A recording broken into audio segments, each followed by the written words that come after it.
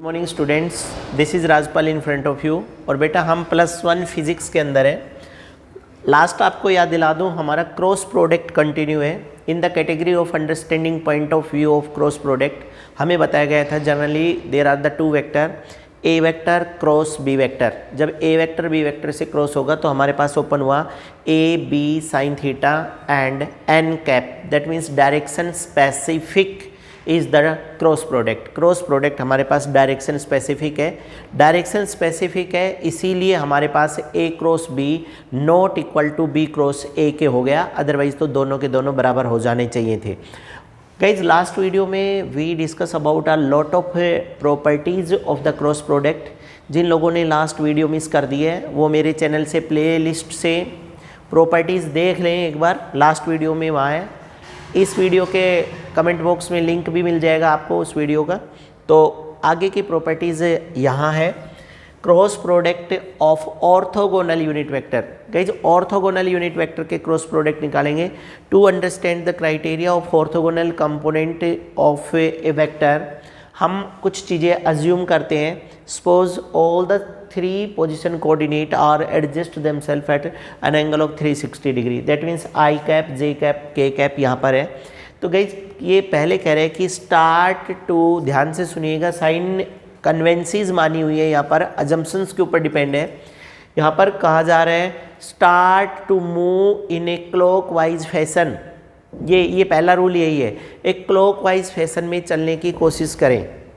दूसरी बात निकल कर के आती है कि क्लॉकवाइज फैशन में चलते वक्त जो 2 यूनिट वेक्टर सामने आ रहे हैं उनको क्रॉस में लिखेगा, तीसरा उनके क्रॉस के बराबर आएगा and with positive sign.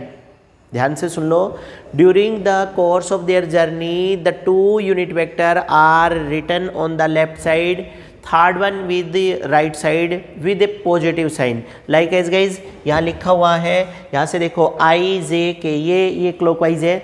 I cross जे तो किसके बराबर है, के के बराबर। फिर यहाँ से जे क्रॉस के आई के बराबर, फिर के क्रॉस आई जे के बराबर, और ये इसी तरह से घूमती चली जाएगी। ऊपर के एक स्टेप को छोड़ करके नीचे के स्टेप्स अगर किसी भी जगह पर देखें तो ये देखिएगा आई जे के, फिर दोबारा से आई जे के, इसी तरह से ये चीज़ें चलती चली जाएंगी।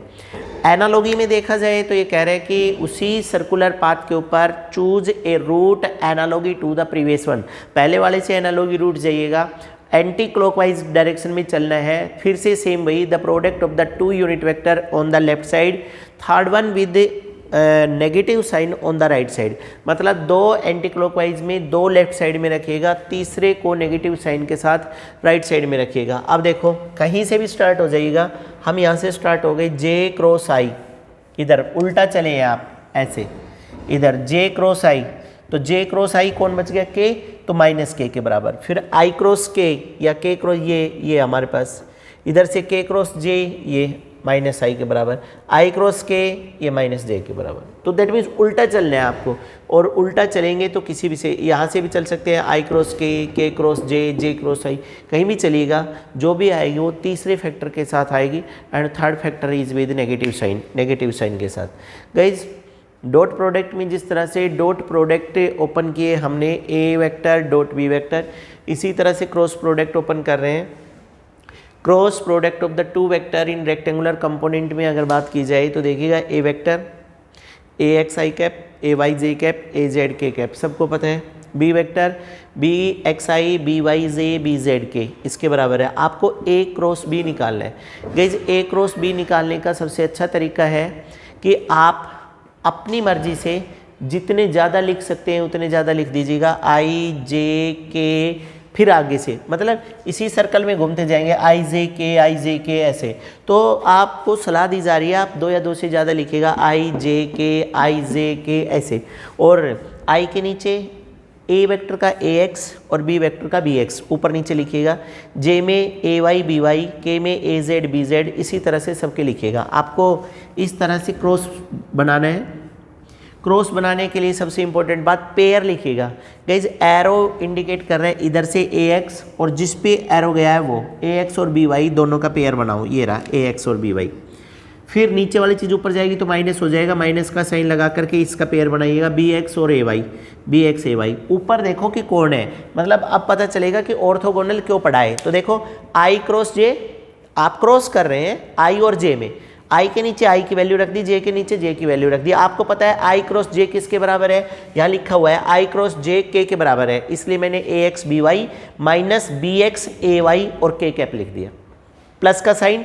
फिर यहाँ चलिएगा ए वाई बी जेड, ये रहा ए वाई बी जेड, फिर बी वाई ए जेड, ये रख दिया माइनस बी वाई ए जेड। ऊपर देखो जे क्रॉस के, तो जे क्रॉस के किसके बराबर है, आई कैप के बराबर। आगे चलूँ, यहाँ आएगा A Z B X minus B Z A X, और के क्रॉस आई किसके बराबर आएगा, जे के।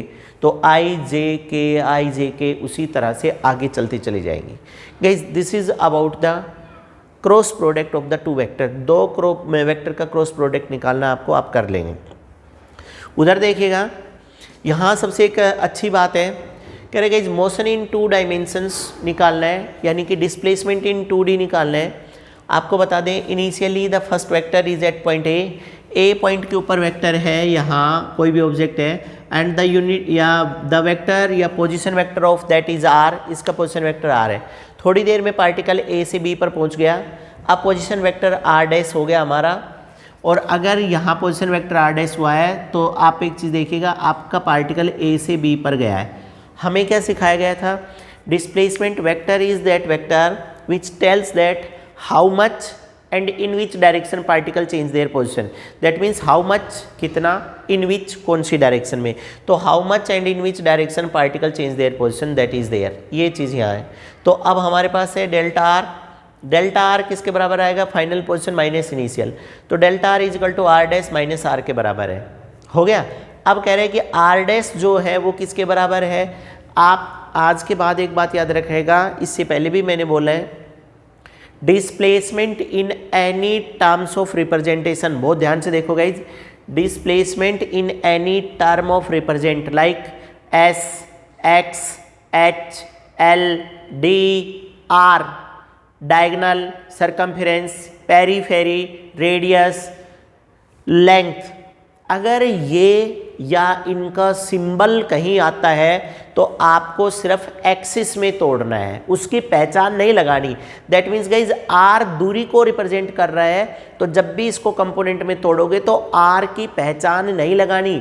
आपको आर को जब भी रिजोल्व करेंगे तो एक्स और वाई में रिजोल्व करेंगे, एस है तब भी एक्स और वाई में, एल है तब भी एक्स और वाई में, इसके अलावा सारी चीज़ें आएंगी।